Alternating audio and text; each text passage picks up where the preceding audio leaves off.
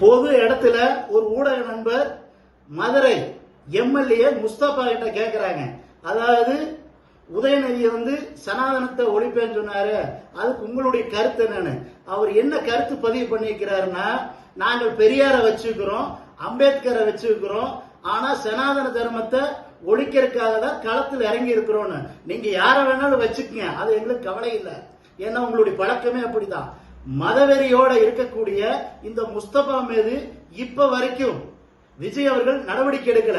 அதாவது சனாதன தர்மம் என்பது இந்து மதத்தினுடைய ஒரு முக்கியமான அங்கம்.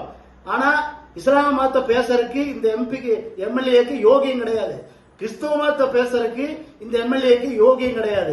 சனாதன தர்மத்தை ஒழிக்கிறதுக்காக தான் நாங்க களத்தில் இறக்கி இருக்கிறோம்னா, திமுகவுக்கும் தாவேகாவுக்கும் என்ன வித்தியாசம்? அதாவது முழுக்க முழுக்க இந்து மதத்தை அவமானப்படுத்தணும்னு சொல்லிதான் திமுக வேலை செஞ்சுட்டு இருந்தது. ஆனா இன்னைக்கு சட்டமன்றத்துல அவங்க அப்பா ஸ்டாலின் அவர்கள் உள்ள வர முடியாத சூழ்நிலைய மக்கள் உருவாக்கி இருக்கிறாங்க. ஆனா இந்த மதுரை எம்எல்ஏ பேசி இருக்கக்கூடிய கருத்து இன்னைக்கு நாடு முழுவதும் மிகப்பெரிய ஒரு கொந்தளிப்பு ஏற்படுத்தி இருக்கு. உடனடியாக விஜய் அவர்கள் இந்த விஷயத்துல தலையிட்டு அவரை பதவி நீக்கம் பண்ணணும், இல்லைன்னா பொது வழியில அவர் மன்னிப்பு கேட்கணும். என்ன காரணம்னா, நீங்க பதவி ஏற்கும் போது சரிசமமா நாங்க இருப்போம், எல்லா மதத்துக்கும் சரிசமமா நாங்க இருப்போம் சொல்லிங்கிறீங்க.